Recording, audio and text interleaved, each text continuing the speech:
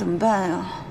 法院给我打电话说我哥把我告法院去了，你们给我出个主意吧。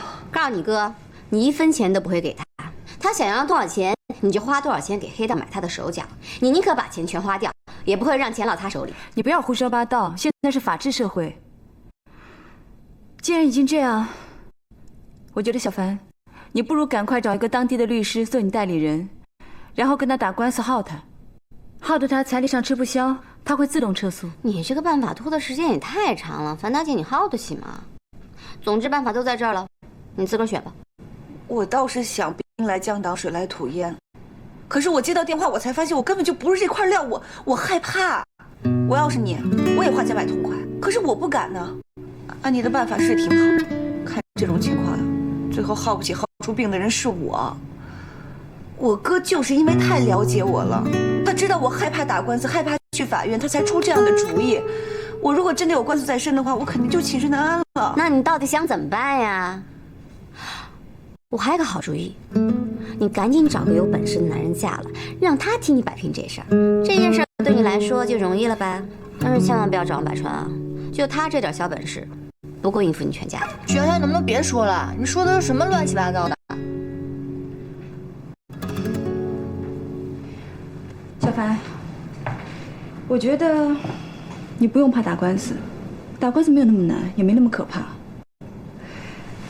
我觉得这段时间我对你的了解，你遇到自己的事情就会被动。其实你现在手上已经有你哥哥向你借钱买房的一个证据，你还有你这些年打给家里的钱，那些银行账单，你完全不用怕输啊。我反倒认为，这个官司你可以主动出击，不要逃避。所以你真的要跟你哥打官司啊？我已经下定决心了。安迪说的对，我确实是习惯了被动，遇到事情是能躲就躲。这次我不会再回避了，不管结果怎么样，我都会坚强面对。你哥会不会打我们房子的主意啊？他这个人什么事都干得出来。不会，他够不着。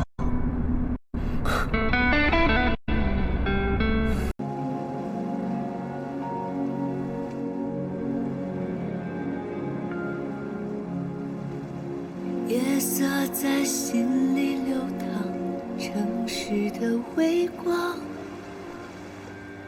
随着人与人散场，孤独的模样，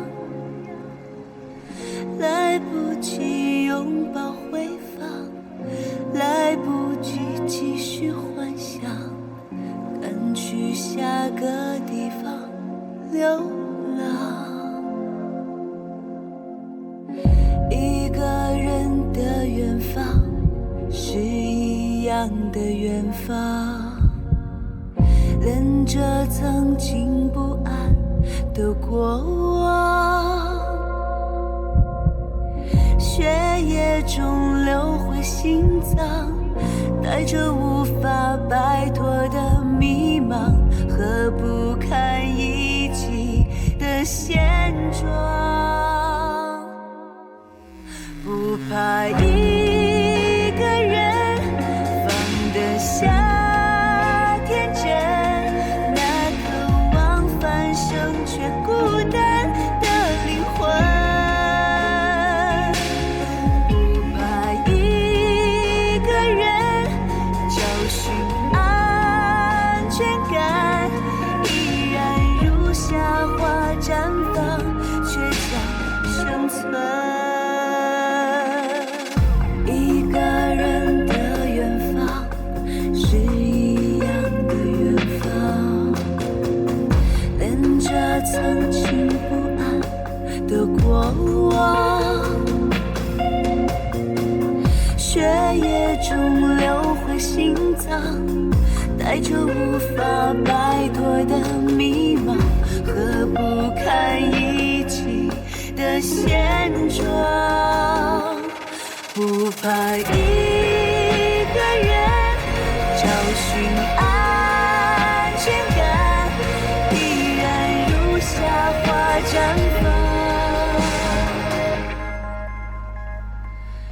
倔强生存。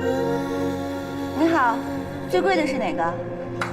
回来了，大姐，我跟样婷吃了好多好吃的东西。海豚人，你知道吧？今天上海出了大太阳，好暖和呀！我才发现，原来太阳那么美啊！发现你平时不是不吃这些垃圾食品吗？你今天怎么吃这么多呀？吃蛋糕最胖了。我都快忘了，蛋糕这么好吃，你知道吗？这每一块都特别好吃，你知道吗？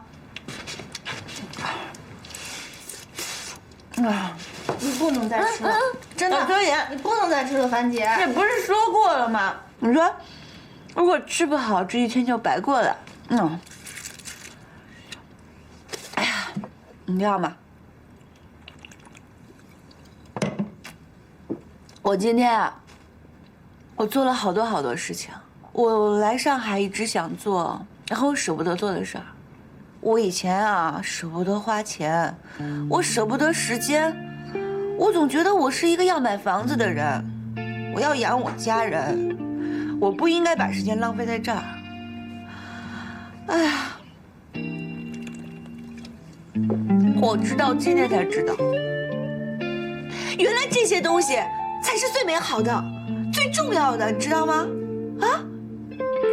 我这么多年我都白活了，我把自己给活丢了，我都忘了我曾经也青春过，我勇敢过，我也一往无前过。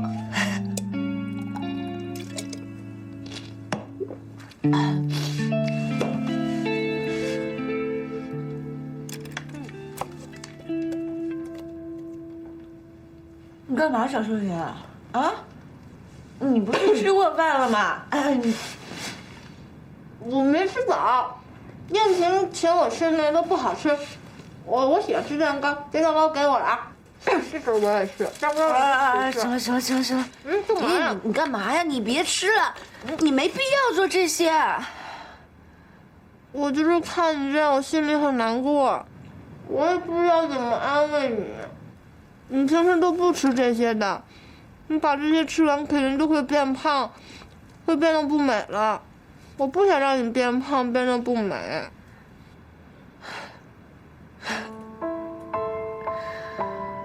是啊，上了30岁以后就不能变胖了，我得注意自己的身材。没事儿，姐明天就减肥，明天减。别吃了，不吃多浪费啊！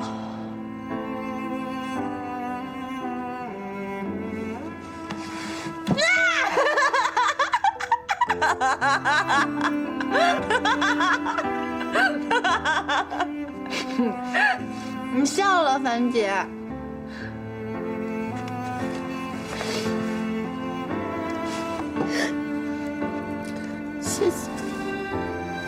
谢谢你，刘秋雨。谢我干嘛呀，樊姐？谢谢。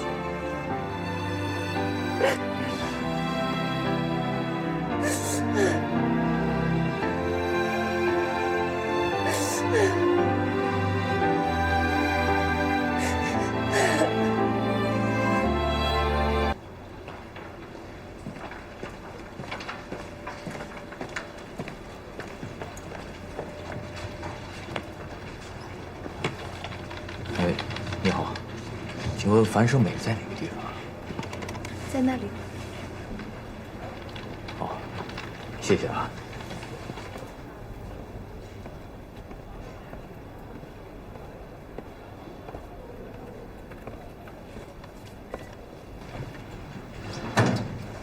小美，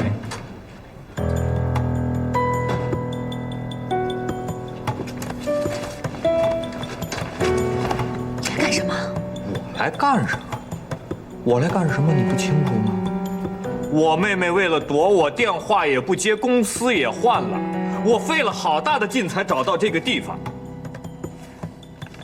起诉书，我写的，特意亲自给你送过来，让你看一眼。行了，我拿到了，你可以走了，别在这丢人行吗？谁丢人了呀？是谁把我房子卖了，占了我家产，让我不得不打官司呀？小美，不要这么无情好不好？咱们兄妹这么长时间没见面了，眼看就要法庭上见了，你就不想跟我多谈谈？行，有什么话出去说，别在这儿说，太丢人了。就在这儿说，光明正大的，有什么？你现在不是能干吗？不是架子大吗？不是连自己家人都不见了吗？有什么不能守着大家火面说的呀？行，你不怕丢人是吧？行，我当着大伙面说，让大伙儿给我评评理，到底咱们俩谁不要脸？你那个房子，首付是我付的，房贷是我跟爸妈各一半，这有银行汇款记录的。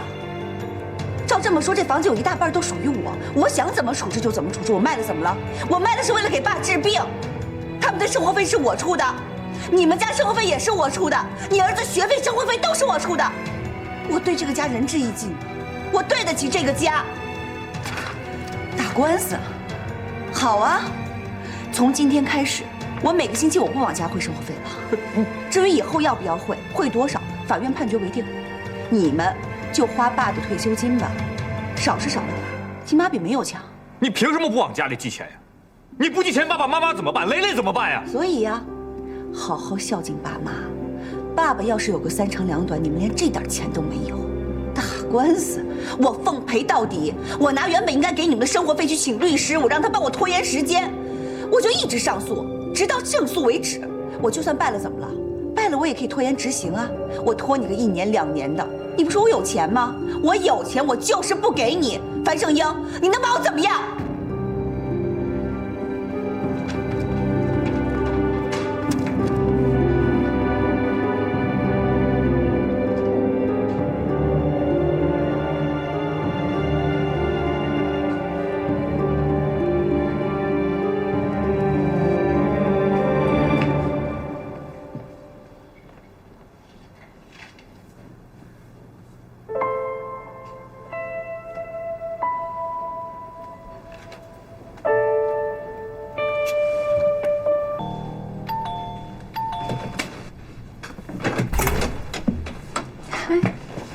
客户送的，要不要喝一杯？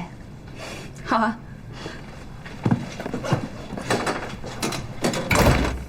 你碰到你哥哥了？对，不知道从哪儿打听到我在这儿上班啊，我正上着班呢就被他堵了。然后呢？然后我就当着所有人的面儿，把我一直想跟他说的话说出来了，而且声音特别大。我还告诉他，你不是要打官司吗？可以啊，我奉陪到底啊。谢谢你，安迪，是你让我发觉，原来我遇到事情都会不自觉地往后缩，也是你让我学会了主动。真的，我今天在我哥身上小试了一把，效果非常好，我好像认识到了全新的自己。这些都是你的功劳。哪里啊？其实道理你都懂，而且后果你也知道，确实就是不能妥协。我这次一定要忍住。即使我妈跑到我面前来哭，我都绝不会松口。我要让自己变得强大一点。你已经很强大了。我们22楼不管哪个姐妹出事，你第一个冲在前面。你真的很强大，很勇敢。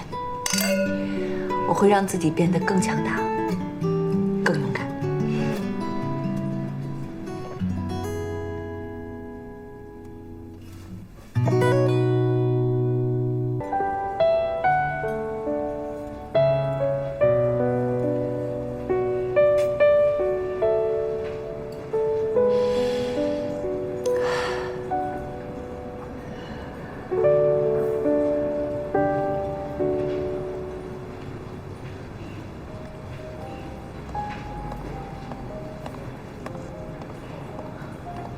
小美，百川，坐。哦。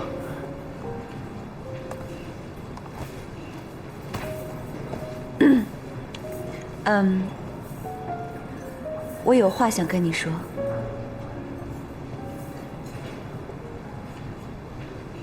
这一年呢，真的非常非常感谢你。我请你来，也是为了感谢你。这1年多，你给了我最大的心理依靠，真的。我哥出事儿，我爸中风，我哥坐牢。总之我走投无路的时候，第一个想到的就是你。我就会去找你，因为我知道只要我找你，你肯定在。我就可以把所有的事情都扔给你。可是我从来都没有替你想过，凭什么？那些都是我应该做的，而且有时候我觉得我做的还不太理想，还没有你那些22楼的姐妹们做的多。要谢，你也应该多谢谢他们。我也很感谢他们，他们对我真的很好。但是我最对不起的人是你，海川。你我一样的年龄，一样的出身，一样挣扎在上海，想要打拼的立足。可是我凭什么对你要求那么多？我自己绝望的事情我就扔给你，我还要要求你做好，做到我满意为止，我凭什么？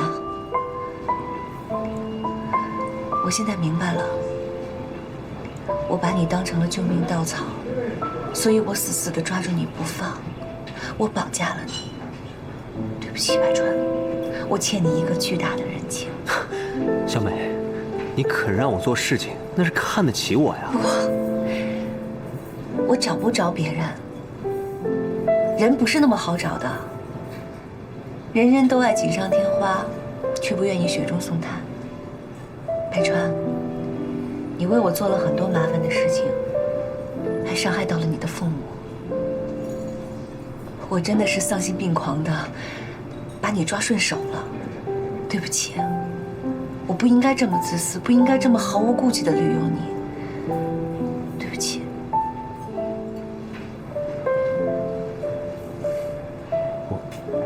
我明白了，明白了。小美，我就问你一句话，你说了这么多，是不是为了房子？是不是因为房子上没写你的名字，所以你才要跟我分手？不是，房子的事情你没有任何错。我本来1分钱就没有出，我真的挺不可理喻的，我不应该迁怒于你。你知道，我都觉得那天的我很丑陋，很狼狈，我都不敢相信，我樊胜美怎么会变成那个样子。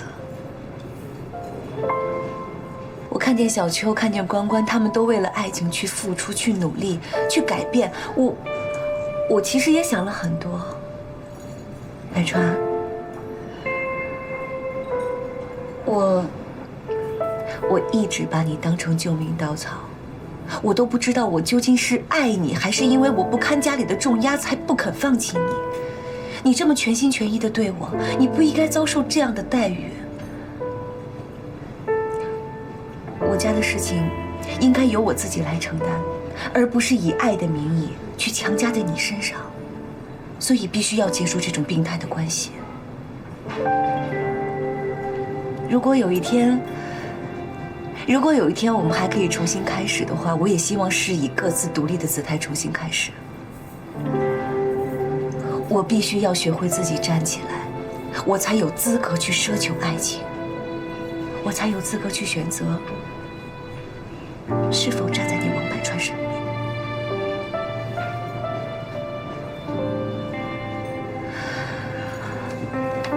这就是我想跟你说的话。好。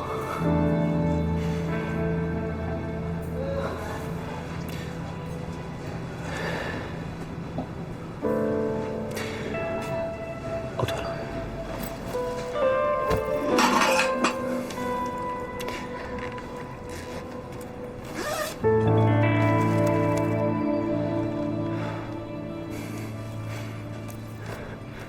我帮你找了一些物业产权纠纷的一些案例。你哥不是要告你吗？我还帮你找了一些法律条文和一些案例，仅供你参考。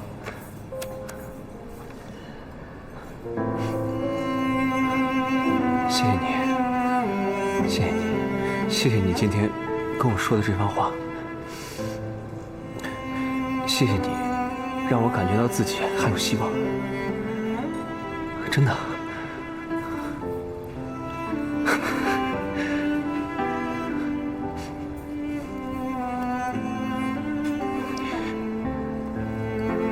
再见。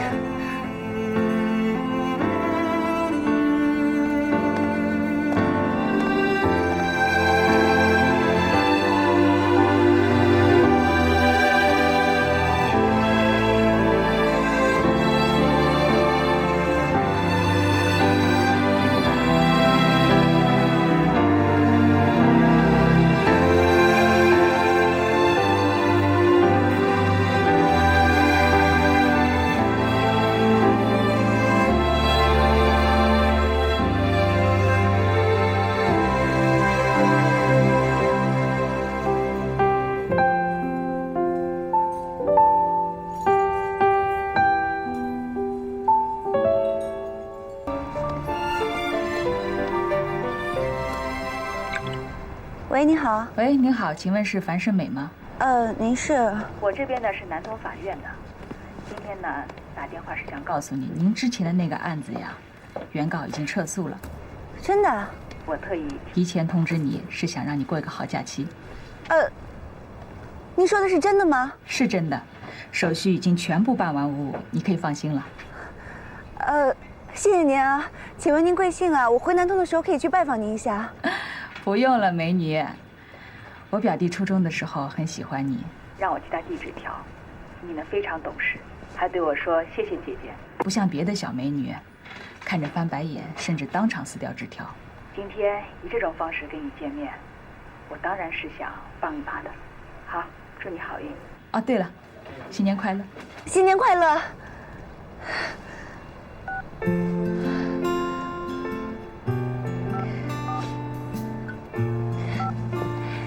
姐妹们，我哥撤诉了，法院刚刚通知我的，祝贺我吧！